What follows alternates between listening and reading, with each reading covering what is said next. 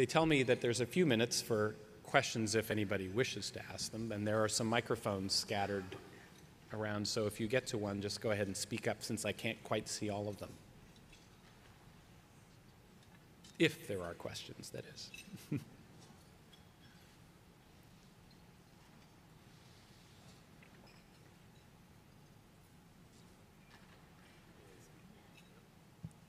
As we move towards a more statistical model of comparing the effectiveness of various treatments, do you think we need to develop national standards as to how to measure what effective is, how to measure equality? So we have a standard unit, a standard discount rate for which every study is done.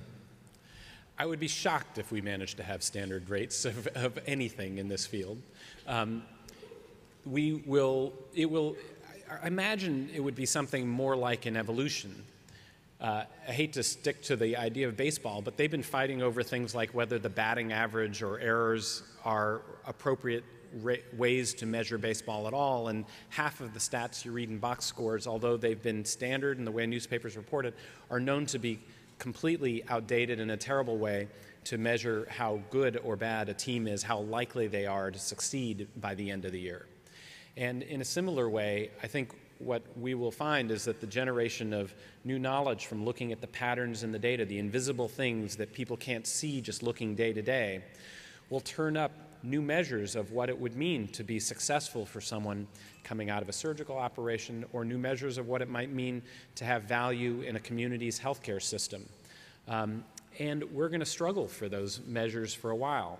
This question of whether, for example, we're actually lowering cost over time without harming people is a question that's crying out for a few indicators of whether we're winning or losing over the next few years.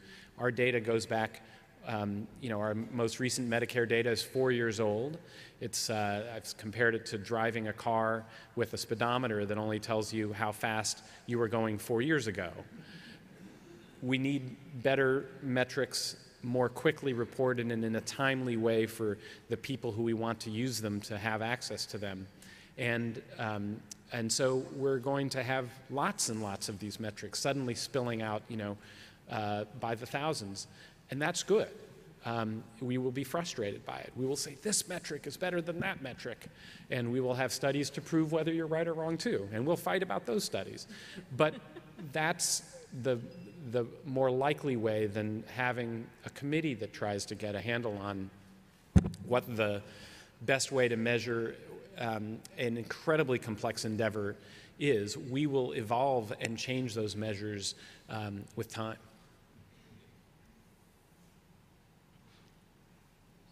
Yes. Oliver Fine from Weill Cornell in New York.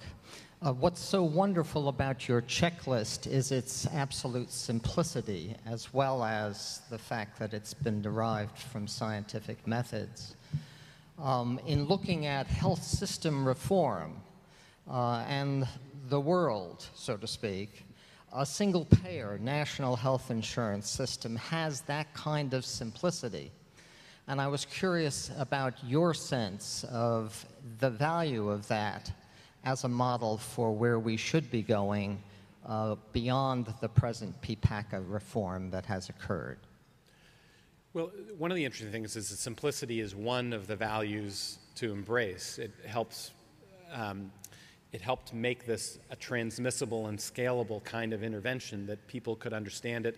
It's a single-page piece of paper, and its simplicity turned out to be critical in making it actually usable at the moment of care when people have a lot to think about and need to be able to move forward with an operation.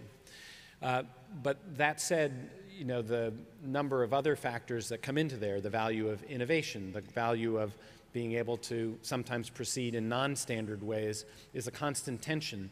And in a country of our size, I think we've found that we are in ongoing debate about where that right mix of tension really lies.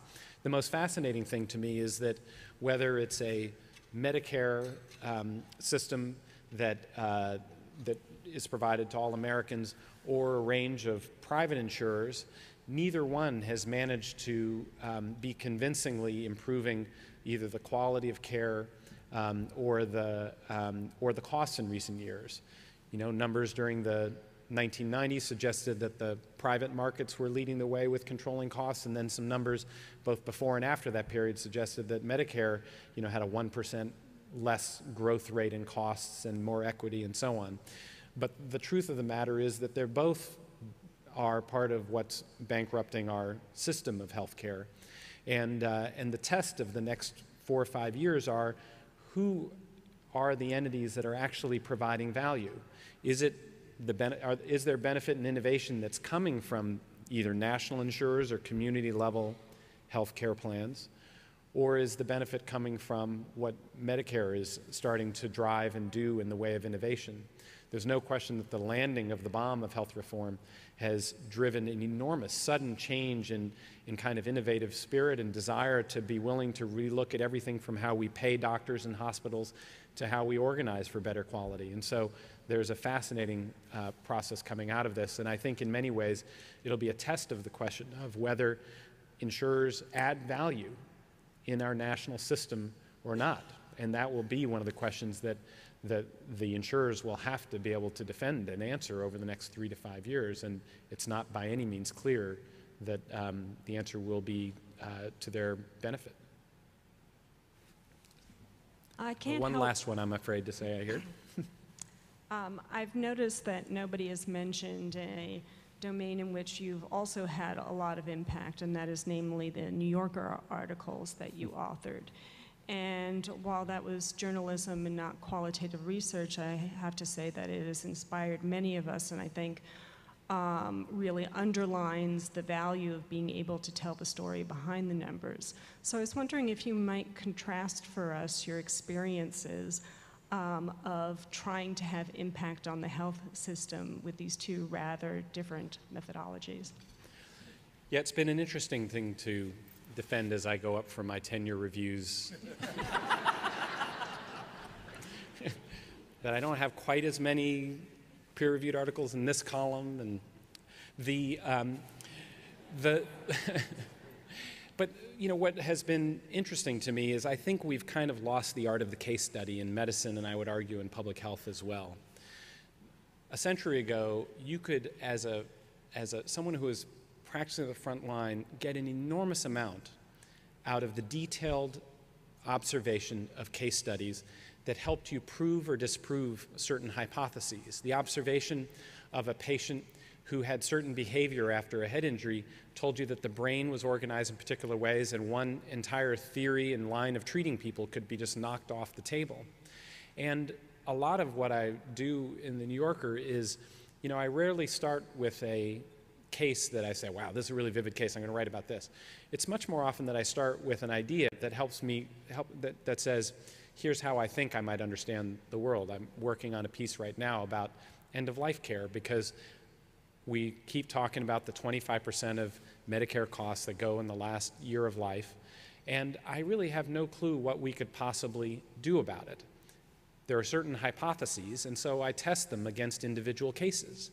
And basically, any of the hypotheses people put out there about either how you can use the market to do it, or you can ration, or you can do X, Y, or Z, just feel like they don't live up to the detailed reality of the cases that come before us that we have to be able to act upon. And I think there's a place for both of these, and the New Yorker gave me a place for the case study. I wish we could revive that. This is an important moment in time. David Blumenthal is here, the national coordinator, and he's seeded 15 communities, 15 beacon communities, to take healthcare information technology and try to demonstrate that they can do it in ways, they can use it in ways that will improve quality and lower costs.